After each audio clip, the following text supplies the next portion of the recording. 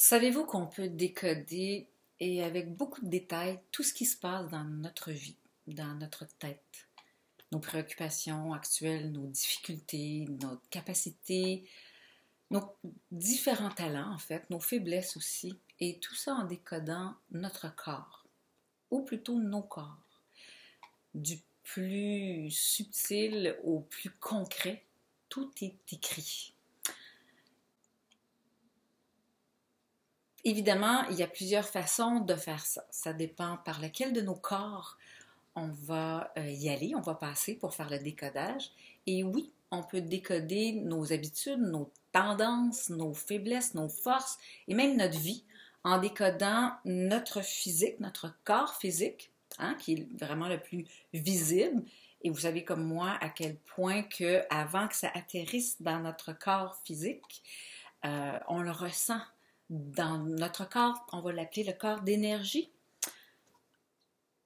On peut avoir au départ de la fatigue, de la confusion, de la difficulté à se lever le matin, à se concentrer. On se sent fatigué. Bref, notre corps vital d'énergie est affaibli. Et si on répond aux avertissements assez rapidement, ça va, pas d'autres manifestations, on reprend de l'énergie. Et sinon, si on n'écoute pas parce qu'on a notre corps mental qui nous suggère qu'il faut faire autre chose, alors on n'écoute pas notre corps vital, notre corps énergétique, eh bien, plus tard, tout ça va se manifester dans le corps de matière, dans notre corps physique. Donc, ce deuxième corps-là, donc notre corps physique, notre corps vital, le corps qu'on appelle énergétique, on peut aussi l'appeler le corps éthérique, c'est vraiment le courant électrique qui nous donne la vie, hein, notre électricité, notre moteur. Et c'est, bon, notre corps d'énergie avec, disons, nos plus grosses centrales énergétiques, ce qu'on appelle finalement dans la littérature sanscrite, dans les plus vieux pays, les plus vieilles civilisations, on va appeler ça des chakras. Donc, alors c'est ce qu'on va regarder de plus près maintenant. Et vous allez vite comprendre à quel point vous pouvez vous décoder en vous-même ce qui se passe en vous, nettoyer tout ça et avoir le pouvoir d'optimiser la circulation de votre énergie pour élever vos vibrations, pour élever vos états de conscience à volonté. Alors, le fameux deuxième corps, le corps d'énergie, il est tellement lié au corps physique qu'il nous permet en fait, ce corps énergétique-là, assez facilement de faire de la prévention, de nourrir notre corps vital pour qu'il pour qu'il y ait un maximum de vitalité. Donc, un minimum de blocage de circulation énergétique. Et je vais vous présenter ici plusieurs indices pour vous permettre de débuter dans ce décodage-là vous-même, pour vous permettre de décoder votre énergie. Et ça va évidemment déjà pouvoir vous donner des pistes de soins pour vous permettre aussi de prévenir, mais aussi de rétablir une circulation d'énergie parfaite à l'intérieur de vous. Ce qui va éventuellement, évidemment, favoriser des changements parce que quand les blocages énergétiques se dissolvent, il y a des changements dans notre vie qui se manifestent assez rapidement au niveau physique, physiologique, au niveau des événements et peut-être même des personnes rencontrées. Alors, bonjour, bonsoir, selon le côté de la planète où vous êtes en ce moment. Mon nom est Josée Sylvestre. Certains me connaissent davantage sur le nom de Jnana ou Jnana Shakti.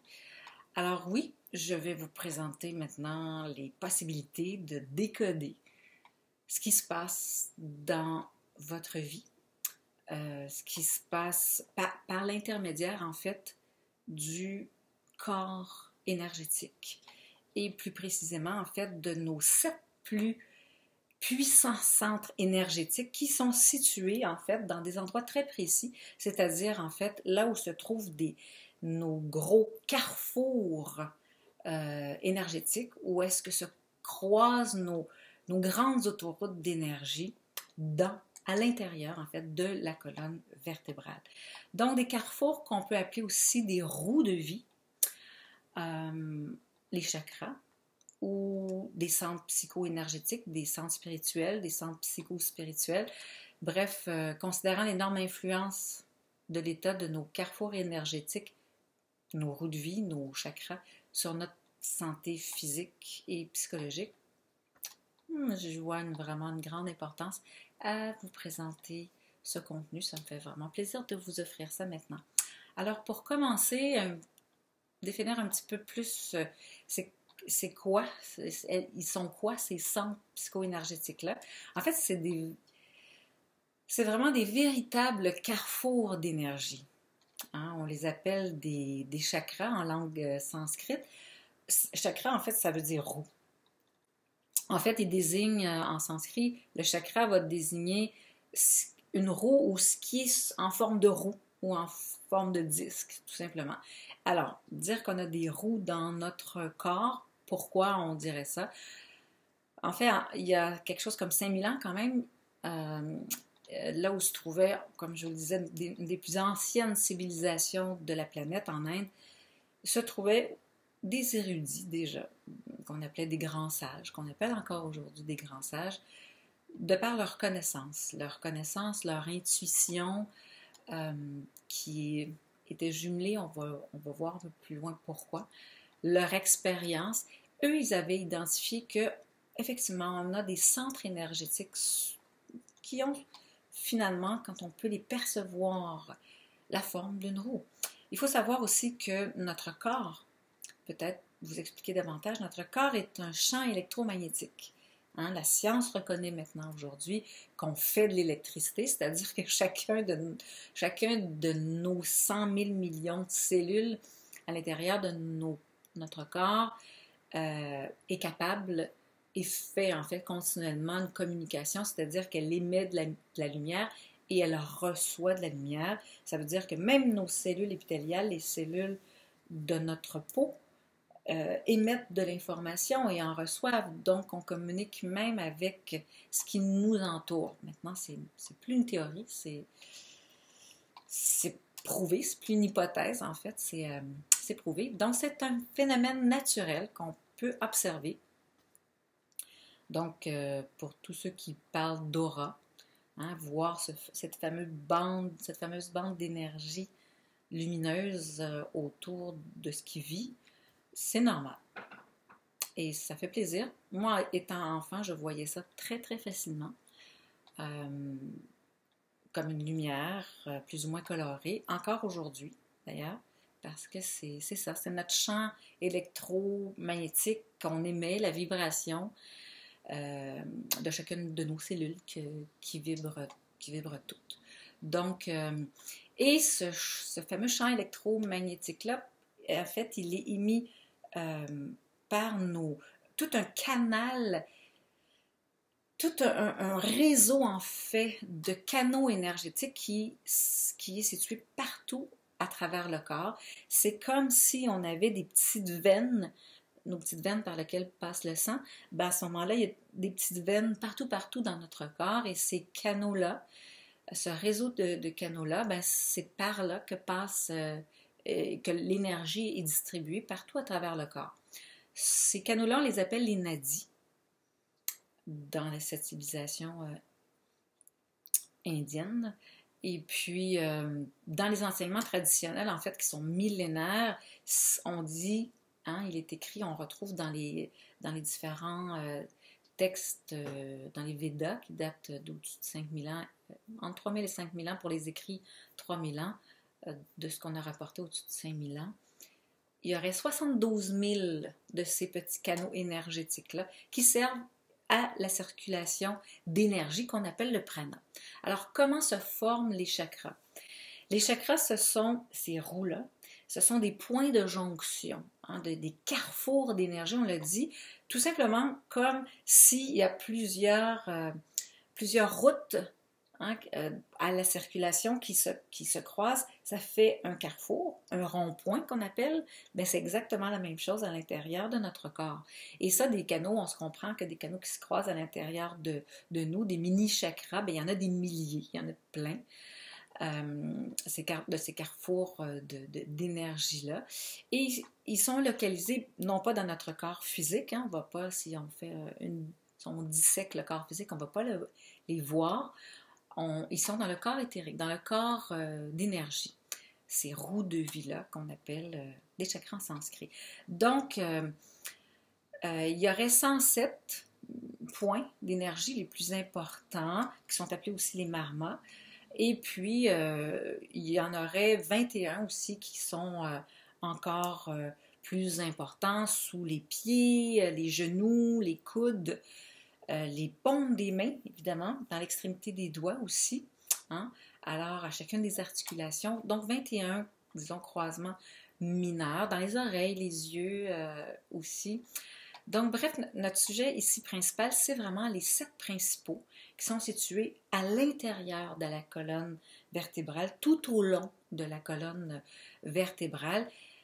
Et puis, vous savez probablement déjà qu'il y en a 5 principaux qui sont finalement horizontaux, donc vers vous et dans le dos, qui rayonnent vers l'avant et vers l'arrière, et 2 autres, un sur le dessus de la tête et un complètement à la base de la colonne vertébrale.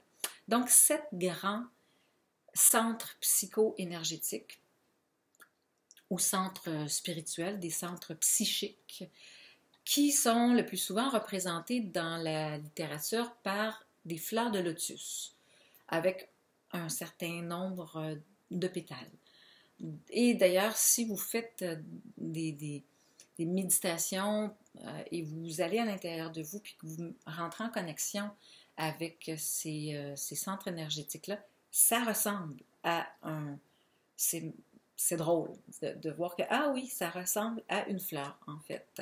Donc, ça a aussi la forme d'un entonnoir, puisque ça va vers l'avant, hein, ça vient chercher, donc l'énergie peut rentrer, et même chose vers l'arrière, et même chose pour le dessous ou le chakra de la base. Pourquoi? Parce qu'en fait, cet entonnoir-là, ces chakras-là communiquent, favorisent la communication en fait entre l'humain et ce qui l'entoure. On dit que d'ailleurs les chakras captent l'énergie partout, l'énergie du prana, l'énergie qu'on pourrait appeler cosmique, hein, l'énergie de l'univers, donc qu'on appelle le prana le plus souvent. Alors, pour transmettre cette énergie-là partout au corps ça se diffuse à l'intérieur du corps par le réseau des nadis dont on parlait tout à l'heure. Donc, en fait, les chakras, c'est, comme je vous dis, des centrales, il y en a 7 principaux. Donc, on pourrait dire que c'est 7 principales centrales énergétiques qui reçoivent, transforment et distribuent le prana. On peut le voir comme ça. Donc, si les chakras peuvent recevoir de l'énergie, qui peuvent aussi en émettre et même rayonner, hein, votre rayonnement dépend de leur bonne santé, de leur bonne circulation. C'est important de savoir que nos 7 chakras principaux aussi sont reliés, évidemment, entre eux. Tout est relié, là, je ne vous apprends rien. Donc, les chakras aussi sont reliés entre eux. Et ils sont reliés entre eux, spécifiquement à l'intérieur de la colonne vertébrale, par 3 grands nadis, ce qu'on appelle, ce que je vous disais tantôt, les circuits énergétiques. Donc, à l'intérieur de la colonne vertébrale, il y aurait, imaginez votre colonne vertébrale, là, il y aurait comme 3 grandes autoroutes principales où circule l'énergie. Donc, bon, on appelle celui du milieu Shushumna, hein, dans la littérature. ancestrale, et de chaque côté, à gauche, Ida, et de l'autre côté, à droite, Pingala. C'est pas très important en passant de retenir ça, vous ne serez pas plus proche de la réalisation du soi. Soyez-en bien certains. Alors, anyway, il y a énormément de littérature là-dessus si ça vous intéresse. Ce qui est intéressant, c'est que ça devient de plus en plus naturel, normal, fréquent d'entendre parler de chakra. C'est un mot qui est très connu. C'est rare les personnes maintenant, même en Occident, hein, qui n'ont pas entendu parler des chakras. Puis je pense que c'est plaisant de savoir qu'on a le droit d'avoir des sensations, de ressentir l'énergie qui circule à l'intérieur de soi, de se connecter avec cette énergie-là et même de se donner le pouvoir d'apprendre à diriger cette énergie-là parce que c'est possible de le faire. Et c'est ce qu'on fait dans les formations du même titre que cette conférence. C'est vraiment l'objet de cette formation. Donc, ces 3 nadis-là qui sont à l'intérieur de la colonne vertébrale, c'est un peu... c'est vraiment le fun de les comparer à des fils électriques. Hein, les fils électriques, là, vous avez dénudé ça, vous allez retrouver quoi? Vous allez retrouver un fil rouge, un fil bleu ou noir, puis un fil blanc. Hein? Alors, pour la petite histoire, si on veut reprendre à gauche le fameux fil, mettons le fil bleu, ça serait le fil bleu. Hein? Alors, il se correspondrait à Ida, c'est son nom. Ida, on l'appelle comme ça. Alors, c'est l'énergie à gauche, là, c'est vraiment, dans la colonne vertébrale à gauche, c'est toute l'énergie qui se réfère à l'énergie lunaire, le principe féminin, la terre aussi, l'eau, ce qui sert à créer la vie, la terre et l'eau, on se comprend. Donc, ça part de la colonne, du bas de la colonne vertébrale, vraiment de la base de la colonne vertébrale, et ça monte, hein, ça monte, et ça se croise à certains endroits avec l'autre gros autoroute. Et c'est surtout, ce qui est intéressant de savoir, c'est que, ça monte tout le long de la colonne vertébrale, avec différents croisements, selon la littérature, mais en tout cas, disons que ça se touche pour faire l'émission de plus d'énergie, qui sont les 7 chakras. Et ça monte donc dans la colonne vertébrale, ça vient se croiser ici au niveau du 3e œil. Donc, si je prends mon Ida, qui monte ici, il viendrait se croiser ici au centre du 3e œil. Il viendrait irriguer le cerveau, mon cerveau droit. Hein? On dit toujours de toute façon que le cerveau droit correspond au côté gauche, le côté intuitif féminin. Donc, c'est de ça qu'on veut parler. Et il vient se terminer à l'intérieur de la narine gauche. C'est pour ça qu'on peut activer notre côté intuitif, notre côté féminin, notre côté créatif par les respirations, hein, de la narine gauche. Ça représente aussi la température plus fraîche, plus froide. Donc, on peut refroidir le corps avec la respiration de la narine gauche.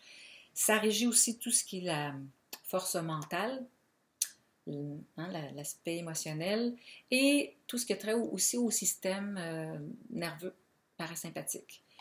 Alors, Ida est en lien avec les perceptions psychiques, extrasensorielles, ça stimule ma créativité, bref, je vous l'ai dit, l'intuition, les sens artistiques pour ce qui est de la créativité. Et bref, cette activation de Ida du côté gauche et avec la narine gauche, ça favorise également l'intériorisation et l'accès au subconscient aussi, on pourrait le dire comme ça. Quand c'est déséquilibré, notre côté gauche, en fait, c'est tous les troubles psychologiques, mentaux, psychiques, les peurs, la sensation de culpabilité, la paresse, la dépression. Voilà, on pourrait le dire comme ça. À droite, rapidement, avant de passer à nos 7 chakras, c'est important de parler des nadis parce que c'est vraiment, ils sont très impliqués au niveau des chakras.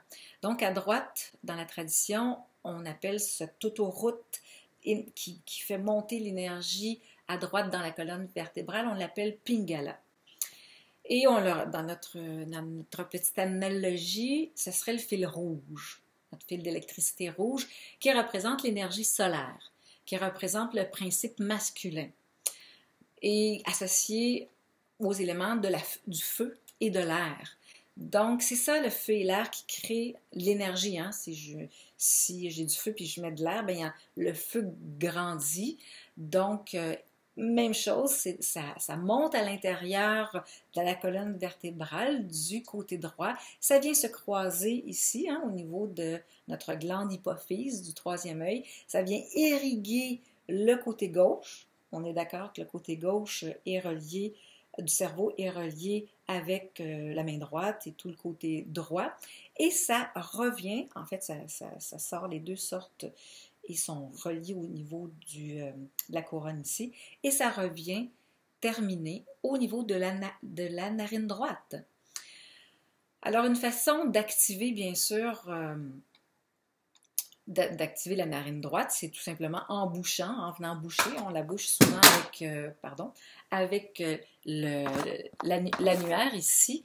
Et ce que ça fait, la même chose, ça vient activer la respiration de la narine droite, vient réchauffer le corps. C'est la respiration solaire, donc ça va élever la température du corps, n'est-ce pas? Et ça vient aussi, c'est ce qu'on dit que ça régit également la force physique. Donc, le système nerveux aussi sympathique, donc toute l'activité musculaire. Bon, l'adrénaline, ça libère aussi le feu digestif, c'est relié au feu digestif et à tout ce qui, le côté droit, hein, le côté gauche, donc le côté droit ici, c'est la main droite, notre capacité à raisonner, à analyser, la logique. Donc, être cartésien, puis être capable d'être organisé dans la vie, puis d'être capable d'avoir un bon raisonnement et de bien analyser les choses, puis d'être organisé. C'est intéressant d'avoir les deux. Le côté droit, bien, quand il est déséquilibré, on va parler des maladies inflammatoires, on va parler des troubles cardiaques, les troubles digestifs, évidemment, quand le soleil est trop fort, bien, c'est l'ego aussi qui brille un peu trop et qui va faire de l'ombre sur les autres. C'est le matérialisme aussi, peut-être trop, l'agressivité, bref. Vous aurez compris l'importance de la fameuse respiration, hein? Quand on fait la fameuse respiration alternée pour trouver l'équilibre dans sa vie aussi, n'est-ce pas? Puisque ça régit non seulement la température, mais tout l'aspect psychologique, physiologique de notre être. Alors, au centre, il nous reste notre fil blanc, hein, notre Sushumna, qui est appelé Sushumna, qui est situé au centre de la colonne vertébrale et qui représente en fait la neutralité, l'abolition des dualités, bien sûr, puisqu'elle monte tout droit jusqu'au centre, elle représente l'éveil. On peut aussi activer ce canal-là, éveiller, favoriser, disons, ce canal-là par différentes, façons. On peut, disons, donner cette opportunité-là à ce que l'énergie puisse monter, favoriser les facultés, finalement, intellectuelles, spirituelles, le discernement, bref, par le contrôle du souffle également, les fameux pranayama. Et évidemment, comme pour le chakra solaire, qu'on va voir un peu plus loin, bien, activer trop le côté droit, bien, ça aussi, ça peut faire activer l'ego et puis faire en sorte que même les côtés de notre personnalité qu'on aime moins aient pas mal d'énergie pour s'exprimer. Alors, l'objectif, évidemment, c'est d'équilibrer nos pratiques. C'est pour ça il est fortement recommandé, comme on le recommande d'ailleurs dans le Kriya Yoga, qui est une pratique très équilibrée. Donc, on va recommander d'équilibrer vos pratiques de respiration, de pranayama qui donnent de l'énergie avec la pratique de méditation, qui vient asseoir l'énergie, qui vient la poser et qui vient éveiller les chakras supérieurs, comme on va le voir, et donner une ouverture de conscience qui fait en sorte que, voilà, ce n'est pas que les désirs égoïques qui vont se manifester, mais bien l'ouverture de conscience qui va inclure tout ce qui est. Alors, ces trois nadis-là, pour terminer avec les nadis, peut-être tout simplement dire qu'ils gouvernent le corps en entier. Ils se manifestent évidemment plus précisément à travers les chakras. Et c'est justement le sujet de notre conférence, parce que nos états de conscience, ben, ils dépendent beaucoup et principalement de leur harmonisation.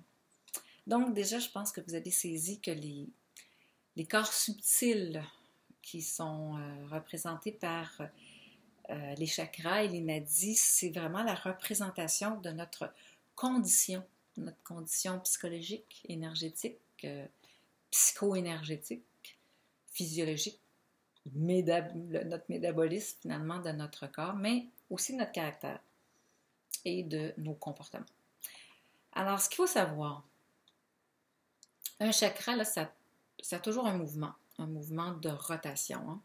Alors, le chakra ne sera jamais fermé.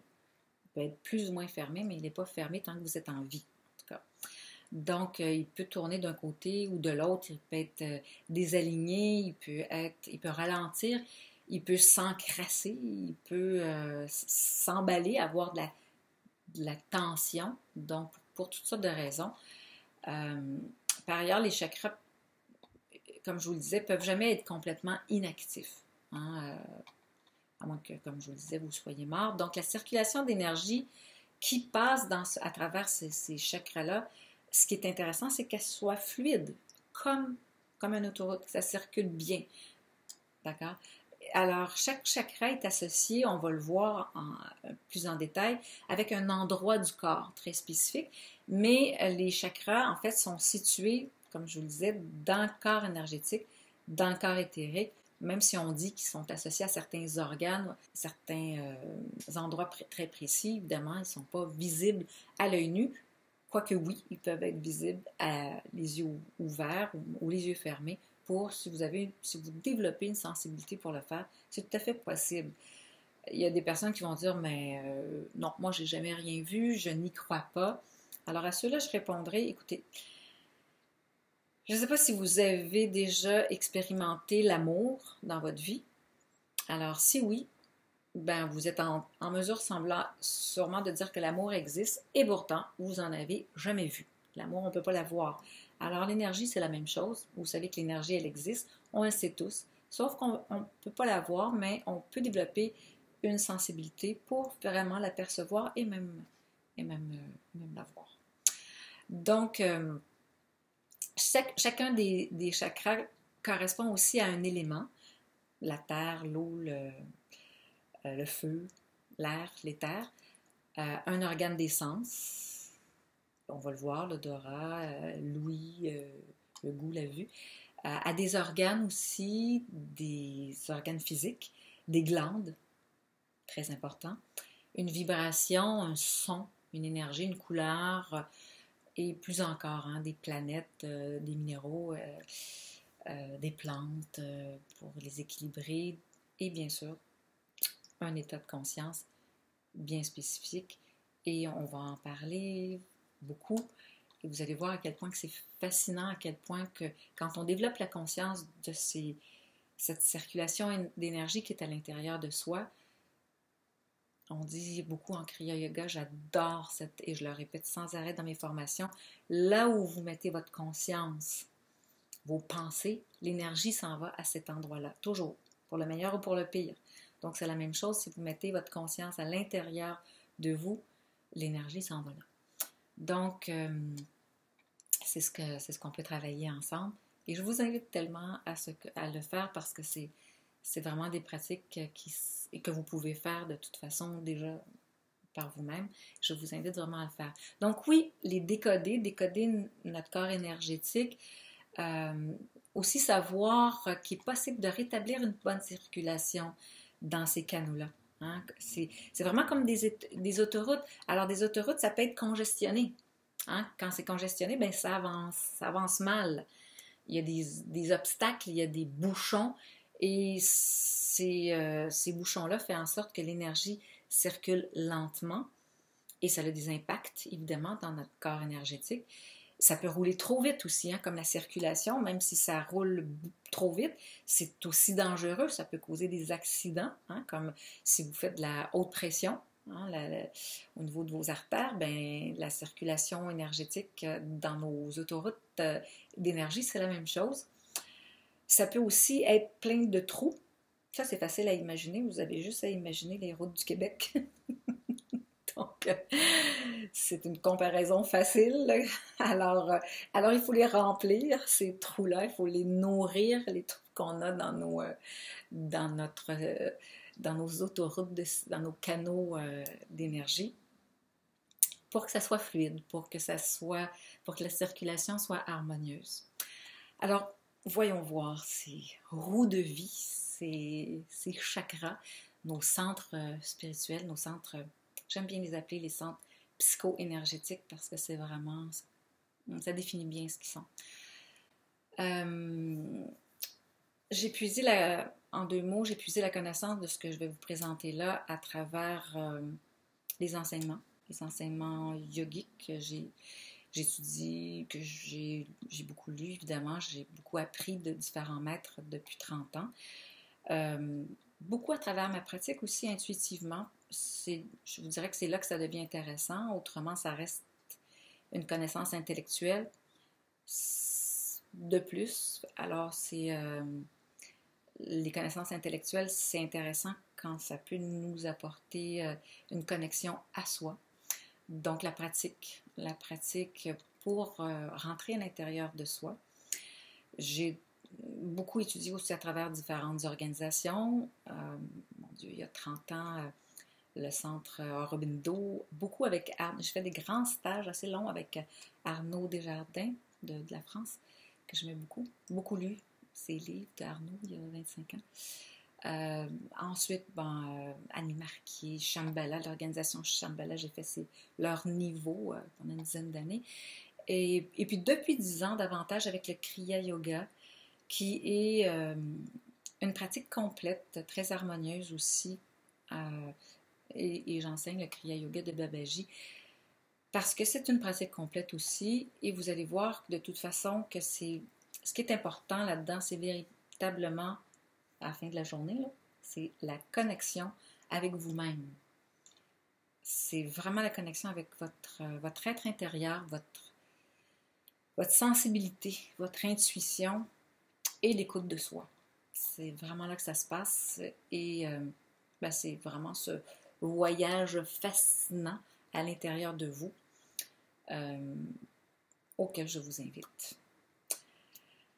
Alors, le titre de la conférence, c'est « Élever et de la formation du même nom qui est associé, c'est « Élever son état de conscience ». J'ai appelé ça comme ça parce que, effectivement, quand on met de la conscience et qu'on met de l'énergie, on peut effectivement ouvrir, favoriser l'élévation de nos états d'être, de nos états de conscience. Et j'ai rajouté à volonté, vous allez comprendre pourquoi, parce qu'avec notre volonté, ça en prend. Et c'est ce qu'on peut faire.